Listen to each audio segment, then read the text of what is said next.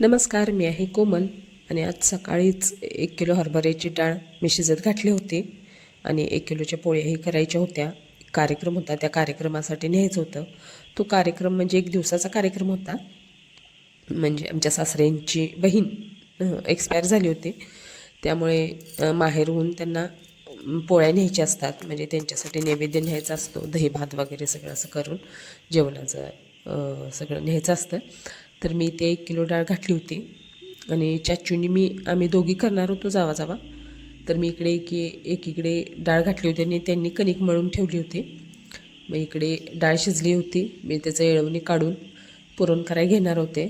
त्याही कुठेतरी बाहेर जाणार होत्या, त्यामुळे हे मी सगळं घेतलं होतं. आणि हे येळवणी काढून झाल्यानंतर हे एकसारी खालवून रवीनेच थोडंसं त्याला हे करायचं, म्हणजे त्यामध्ये कणी राहत नाही. इथंही मी गूळ घातला होता 1 किलोच्या प्रमाणात. थोडंसं गोड कमी करायचं असतात, कारण कार्यक्रमाला न्यायचं म्हटलं की घरी असलं की गोड कसंही चालतं, फुटली वगैरे चालते. खरं बाहेर न्यायचं म्हटलं की ती फुटून चालत नाही, त्यामुळं थोडंसं गोड करताना थोडंसं कमीच करायचं. तर मी ते 1 किलोच्या प्रमाणात थोडंसं गूळ कमीच घेतला होता आणि हा गूळ घालून आता पुरण हे शिजवायचं होतं. इथे मी गूळ घालून घेतलेला आहे आणि हे एकसारखं हलवत राहायचं, कारण गूळ घातला की खाली गॅस जर मोठा असेल तर पातेल्याला पुरण चिकटतो, त्यामुळे एकसारखं हलवत राहायचं.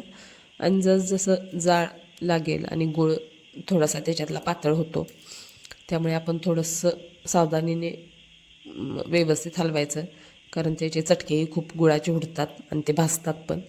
त्या हळूहळू गूळ थोडा थोडा थोडा असा पातळच होत जातो तो. ह्या डाळीतला गूळ पूर्णपणे विरघळलेला आहे, त्यामुळे आता ते थोडंसं पातळ झालेलं आहे.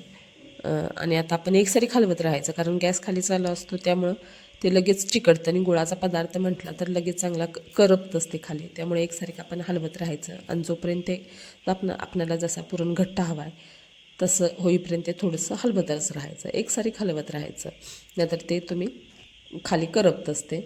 माझा थोडाफार हात घट्टसर असा झालेला आहे आणि हा आता आपण वाटून घ्यायचा आहे. मी काही घरी वाटणार नाही आहे, कारण 1 किलोचा म्हटलं भरपूर आहे. आमच्या गावामध्ये एक मशीन आहे पुरणाचं किंवा ओला मसाला जे करायचं असतं त्याचं, तर तिथे ते मसाला किंवा पुरण करून देतात 1 किलोच्या प्रमाणे.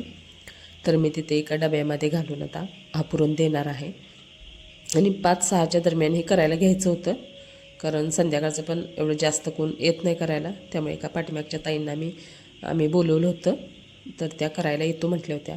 तर हे पुरण मी आता भरून देणार आहे आता करायला. आणि एकदम बारीक होतं ते मशीनवरती. घरी आपण जर करायचं म्हटलं तर पुरण एवढा होणारही नाही, आणि घरी करायचं म्हटलं तर थोडं काय होईना त्याच्यामध्ये कणी राहते, व पोळ्या कुठे नाही कुठेतरी फुटतात किंवा चिकटतात, असं काही व्हायला नको. त्याच्यापेक्षा आपण बाहेरून एकदम पूर्णपणे बारीक करून आणलेलं बरंच असतं. आणि आम्ही आता पोळ्या लाटायला घेणार होतो. इकडे आम्ही पोळ्या लाटायला चाचूंच्यातच गेलो होतो, कारण त्या ताई तिथेच येतो म्हटल्या, त्यामुळे एकच तवा ठेवला होता आणि आम्ही दोघी लाटून देत होतो व चाचू भाजून घेत होत्या. आणि तिकडच्या गप्पा गोष्टीमुळे चढचढ आमच्या पोळ्यांचं आवरलं होतं. 6 ते 6:30 वाजता आम्ही पोळ्यांना घातलं होतं. 8-8:30 वाजेपर्यंत आवरलं आणि माझं स्वयंपाकाचंही थोडंफार आवरायचं होतं, चपात्या वगैरे, दुसरं भाजी वगैरे झालं होतं. त्यामुळे नंतरनं सगळं पोळ्यांचं आवरून घेतलं होतं आणि मी चपात्या वगैरे करायला गेले होते. तर इकडे या ताईंनी खूपच छान लाटल्या होत्या पोळ्या आणि दोघींचं म्हटल्यावर चटचट आवरलं होतं. ह्याची एकदा भाजून त्याची एकदा भाजून चाचूने काढली होती, त्यामुळे एवढा काही जास्त वेळ लागला नाही.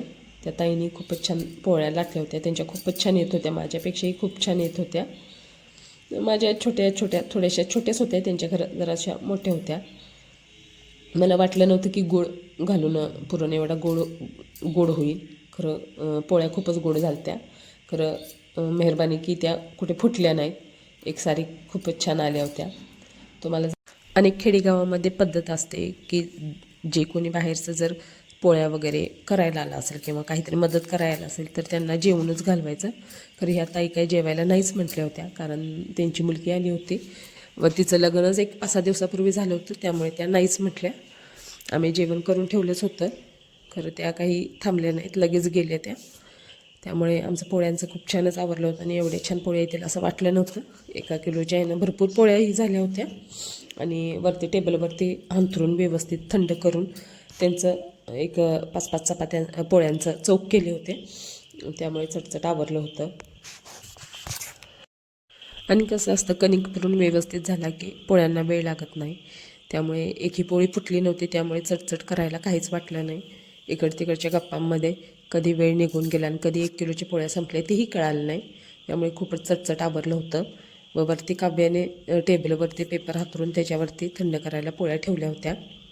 त्या थंड झाल्यानंतर त्याचे 5-5 पोळ्यांचं चवाक केले होते. म्हणजे आमच्या इकडे चवाक असं म्हणतात, दुसरीकडे काय म्हणतात काय माहीत नाही. तर टेबलवरती मांडून थंड करून हे केलं होतं. तर दुसऱ्या दिवशी दही भात, बटाट्याची भाजी, आमटी हे सगळं घ्यायचं असतं. तेही दुसऱ्या दिवशी लगेच आमचं आवरलं होतं. आणि ते आता एका बुट्टीमध्ये बांधून पोळ्या, बटाट्याची भाजी एका डब्यामध्ये, दही भात एका डब्यामध्ये व आमटी किटलीमध्ये असं घेतलं होतं.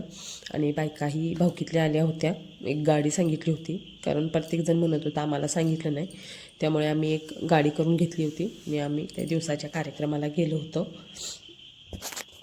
अनेक खेडेगावामध्ये एक पद्धत आहे की कोणीही वारलं तरी एकमेकांच्या घरी जाणे, त्यांना बोलवणे, किंवा दिवस असो, रक्षाविसर्जन असो, तिकडे जाणे हे महत्त्वाचंच असतं. कारण नाही गेलं तर माणसं लगेच बोलून दाखवतात.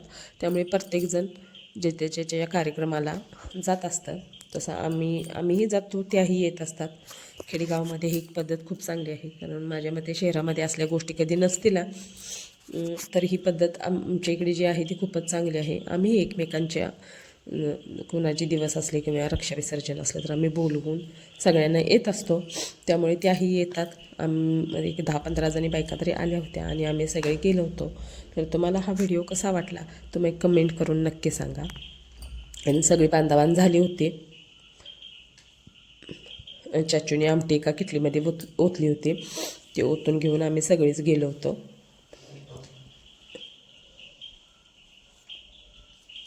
आणि ज्या काही पद्धती आपल्या पहिल्यापासून चाललेल्या आहेत, ज्या खेडेगावामध्ये आहेत, त्या प्रत्येकजण पाळत असतं. तसं आम्हीही थोडंफार करायचा प्रयत्न केला होता.